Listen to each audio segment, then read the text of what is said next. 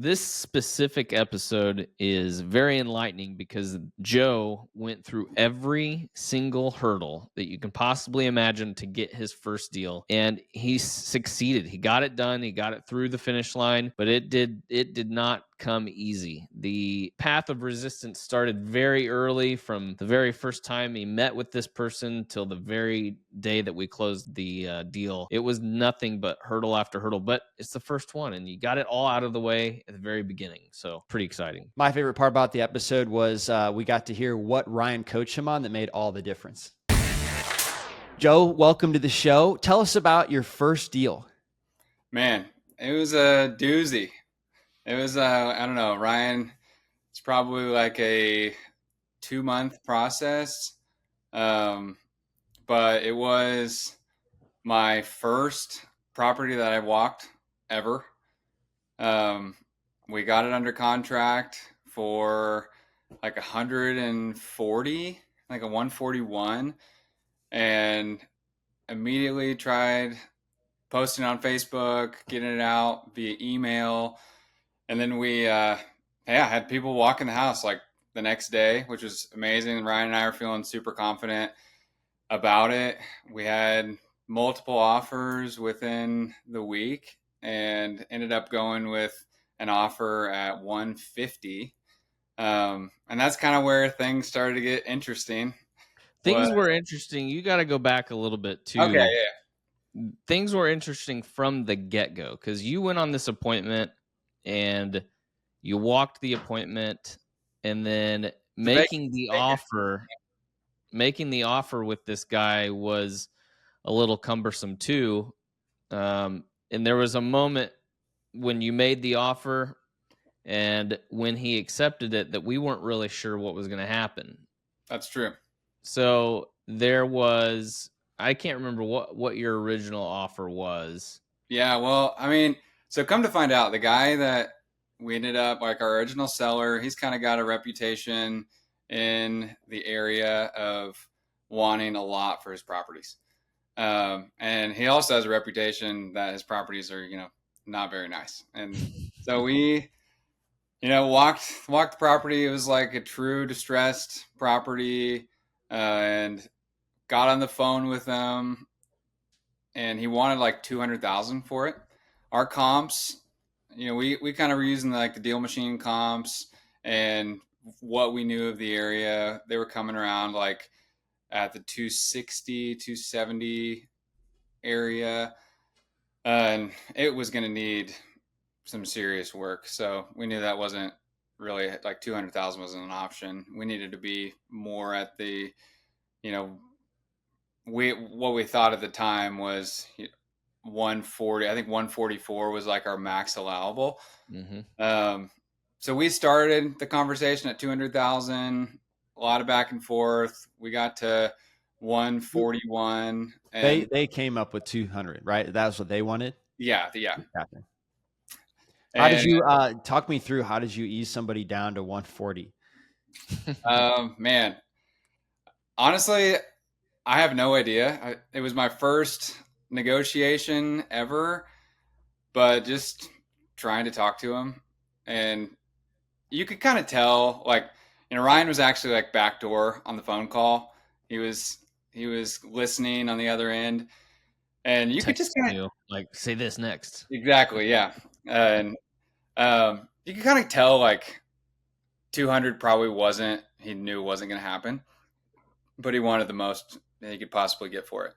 So yeah, I think we started at like 100 and worked our way up to 141, and he was like, all right, we'll do it. He had actually let you sit on it though. After you had made that offer, he was like, I got to talk to my kids. That's and right. There was a moment of time where it's like a couple days, several days. Yeah. That before you were able to get in contact. Did he call you back or did you have to call him? I had to call him. Yeah. That's kind of like the theme of the whole deal is, man, just being consistent to reach out and continue to follow up and going and being there with him to get things done. But yeah, so a couple days go by. I call him again. He agrees to 141. We're feeling great about it. People walk the property, and we get a offer for 150, and I'm like ecstatic. This is going to be great. We're going to make, 8,000 and some change on it, and going to move on to deal 2. And then we get the contract signed for 150, earnest money's in, and then I just can't get a hold of this guy. Like Uh-oh. we're trying to figure out, what's going on. Eventually he gets back to me and he was like, this is, a couple weeks down the road. And he's like, I'm having trouble with my lender. He's trying to raise rates on me and yada, yada, yada. So I'm trying to find somebody else to fund the deal. And so I'm calling Ryan like, oh man, we're Falling in, apart. we're on, thin ice here. And eventually we end up calling the new buyer and just saying, hey, this isn't going to work out. Like, would you agree to mutually end the contract? And he said yes. He's like, there's no way I can go forward with the deal.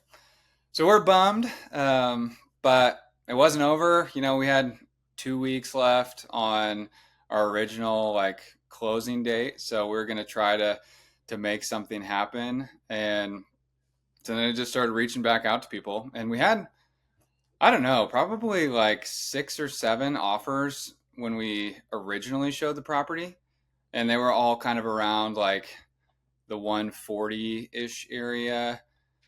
So we knew, to get this thing done, we're probably going to have to negotiate a new price.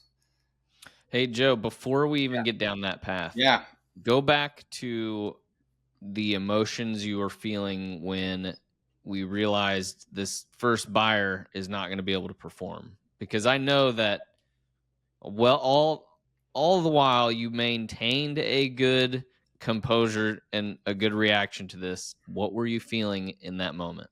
Oh man, guys, it was just like such a roller coaster of emotions. I think when I found out that he was going to have to back out, I was definitely bummed. Um, but I don't know. I feel like I was able to just put it in perspective as, this deal is just a learning process, and everything that's happening, I'm learning a ton. So it's going to happen eventually. And like we had talked to Ryan a lot of, these are things that happen. Sometimes people have to back out and you have to find new buyers. But I was definitely like, oh man, hey, this thing was going to go off without a hitch and it was going to be great. And then, Because it appeared to be that way. The hardest part, the negotiation, was tough, but once you got it under contract, it seemed like, okay, that's good. And then putting it out on Facebook, you quickly had people interested and quickly people were making offers. So everything seemed like going just as smooth as you could possibly get it. And I even remember thinking to myself, like, it's crazy that it's happening this fast and easy for Joe.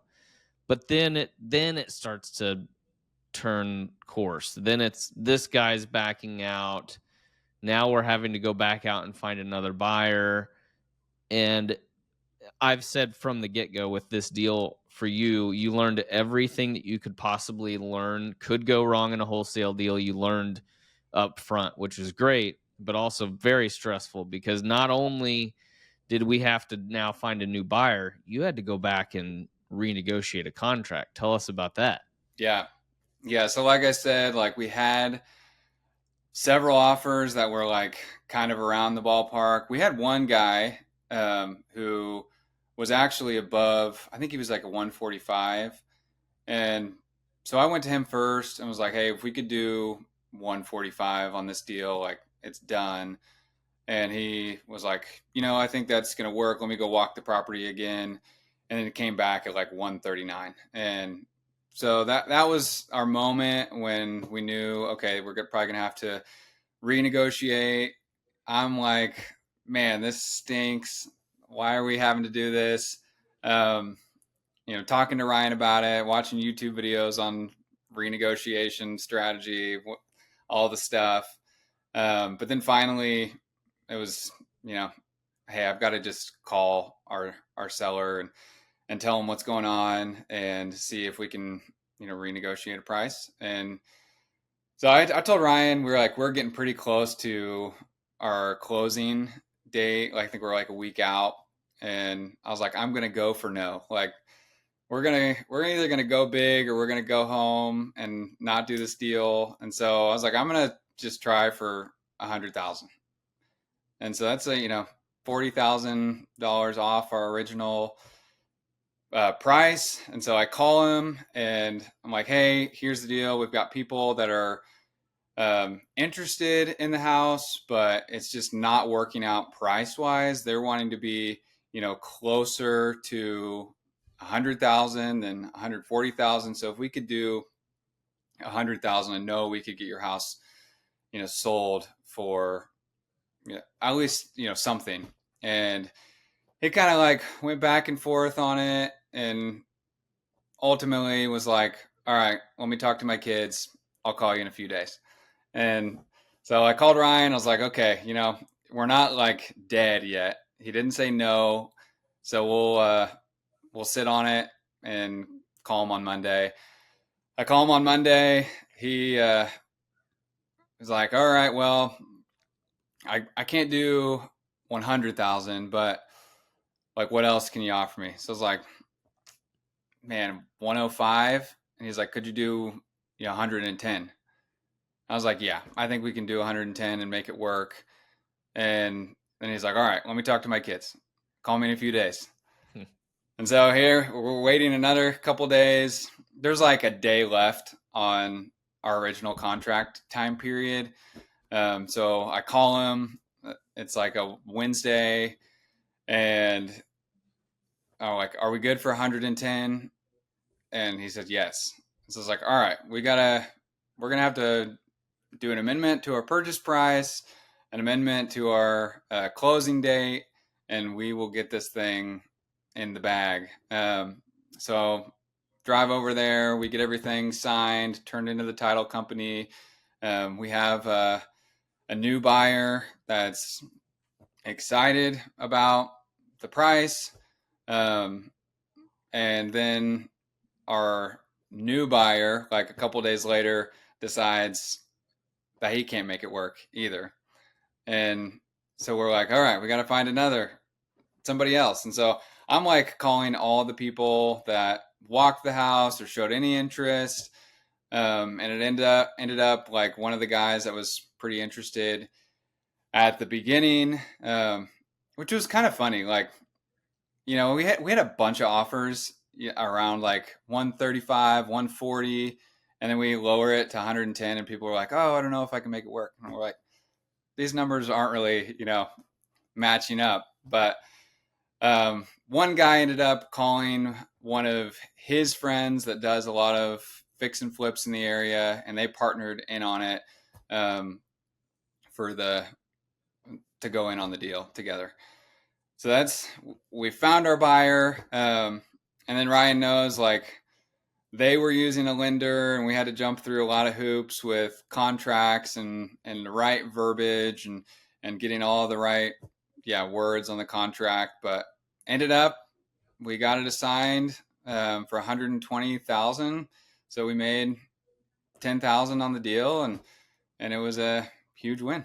Plus you got the extra 1,000 from the non-refundable earnest money deposit from our first buyer.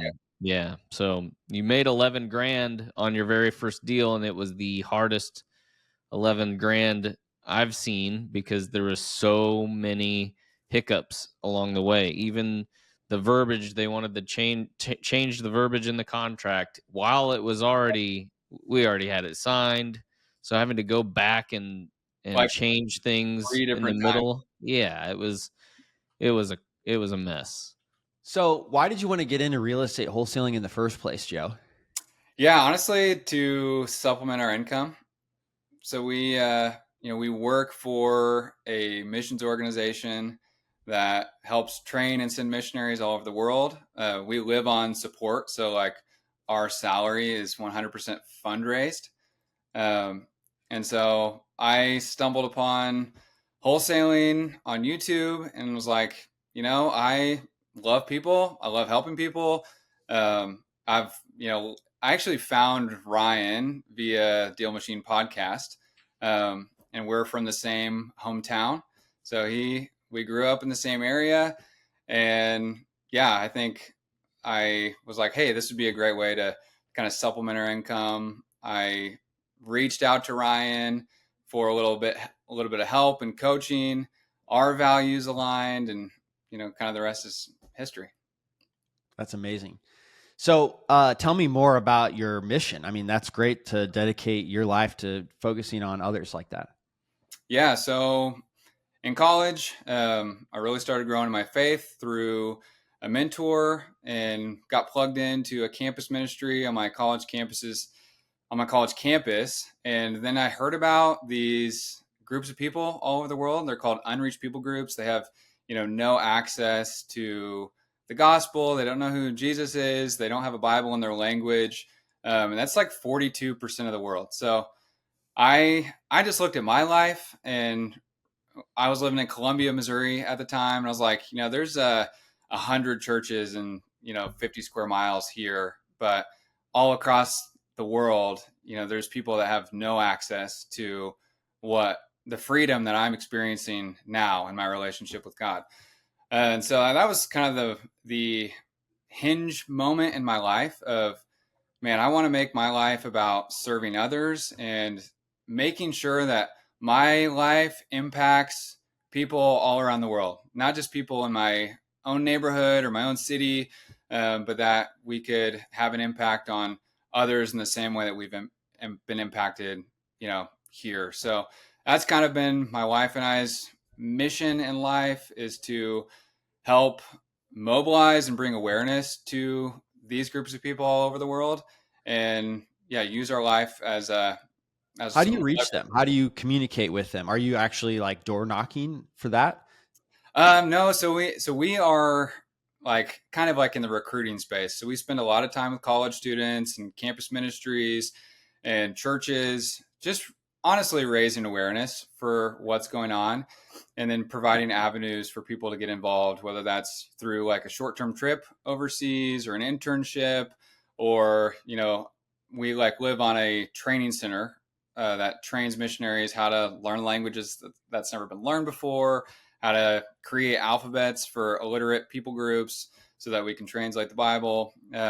All those things that are, super complex. We can invite people in to just experience that, to see what it's like, to see if they might either want to go do that themselves, or, be advocates for that in their communities, or donors.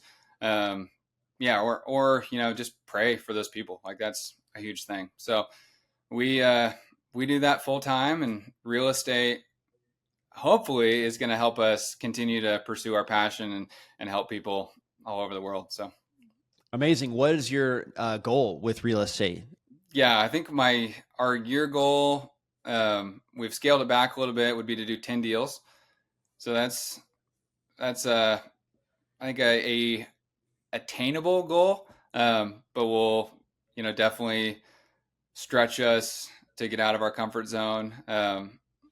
We 10 deals we'd love to do. Eventually, we'd love to have some rentals and work our way towards that. But right now, it's just one deal at a time. I love it. That's pretty good closing odds to be able to close the first deal you ever walked through. Yeah, I'm super happy about it. I think Ryan, I've been on 3 other appointments, so our stats are holding true, one out of every 4, and just continuing to cold call and go talk to people. So before you found Ryan, what were you trying? And I want to know, like how long were you kind of interested? Yeah, honestly, I was just a YouTube guy before Ryan, so just trying to learn as much as I can, but just stuck in the knowledge acquisition phase of, man, I gotta know everything. I gotta have everything dialed in. Um, and then, once Ryan and I started working together, it was okay. I have the confidence with his experience to just jump in and like, let's fail. Let's do whatever. Um, life is a learning experience, and failure is the best way to learn. So let's just, let's send postcards, let's make cold calls, and go on appointments. And yeah, it's been honestly great. Like, I feel like you get over that fear pretty fast once you start getting on the phone, and you get through the first person cussing you out, and you're like, oh yeah, I can do anything. Uh-oh. You had a few people cussing you out. What did Ryan help you with when you got in touch with him and he got, the ability to coach you? Like what were some things he coached you on that you felt like made the difference? Yeah, so I would say a couple big things is just dealing with people on like a personal level, understanding. I don't know. So I went and visited St. Joe, where Ryan's at, and got to see him firsthand interacting with sellers. And it was just so good to be able to see him walk through a house with a seller, get to talk to him, let there be some silence. And yeah, just the questions to ask. We've covered questions over our like coaching times as well. But yeah, just asking good questions, looking for pain points, all those things.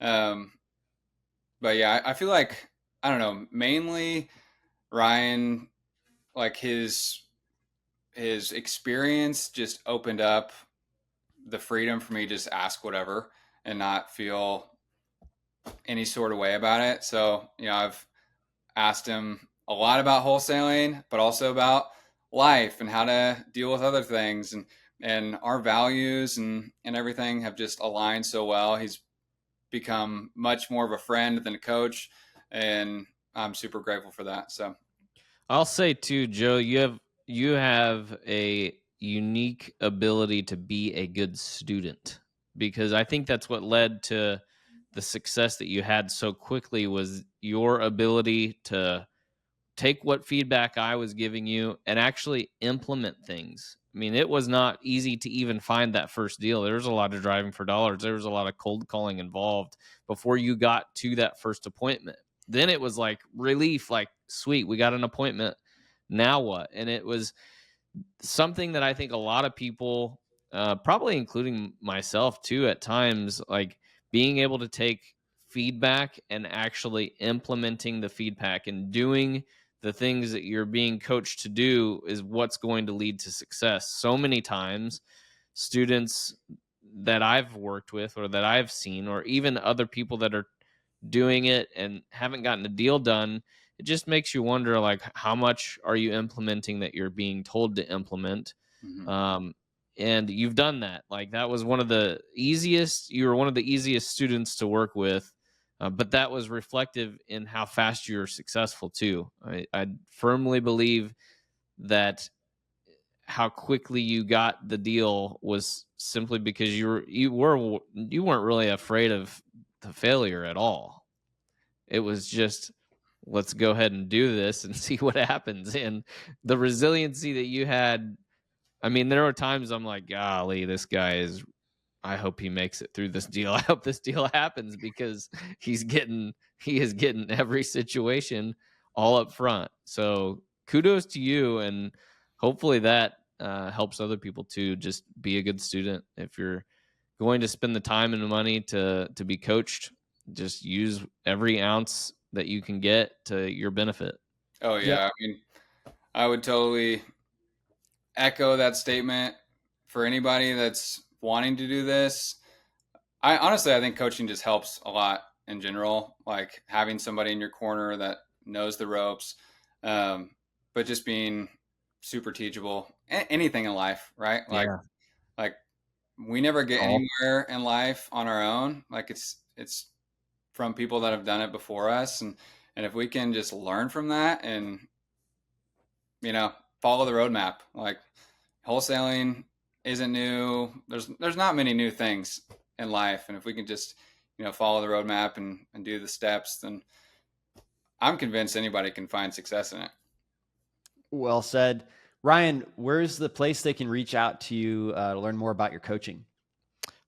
We do have dealflowacademy.com, but Instagram and Facebook, I think Joe messaged me on Facebook, and that was how we connected, and that's more than enough. So either of those options are good.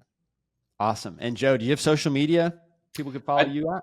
I do. I'm hardly on there. I think I've probably have 7 Instagram posts in my life, but I do have social media. I think it's JH Wilson 43. But Gotcha. Well, best of luck with the additional 9 deals you'll be doing this year. We will surely love to talk to you as you kind of go along your journey. And super thankful that you came to this show today to tell us about the success that you had, man. Appreciate it. Hey, thanks so much. I'm super grateful to be on the podcast. Also, like David and the team, DealMachine is amazing. Like that's the first thing I went to when I even wanted to wholesale, and has made life super easy. So it's a great product, great podcast. That's all you need. Yeah, really, for sure. That's all you What need. parts of DealMachine are you using? Skip tracing is huge. So I'm doing only cold calling. So, I mean, the data you guys have is amazing. There's not very many people that have called that it's a wrong number. And that just gives me a lot of confidence. So that and driving for dollars is, my go-to. So without those 2 things, my life would be a whole lot harder. Appreciate you sharing that, Joe. And super thankful we get to be a small part of your story. But you did the work and deserve all the credit. So thank you. Hey, thanks, guys. You're welcome. Have a good rest of the day. You too. Thanks for listening to the DealMachine Real Estate Investing Podcast. Please leave us a review and follow along wherever you're listening to your podcast.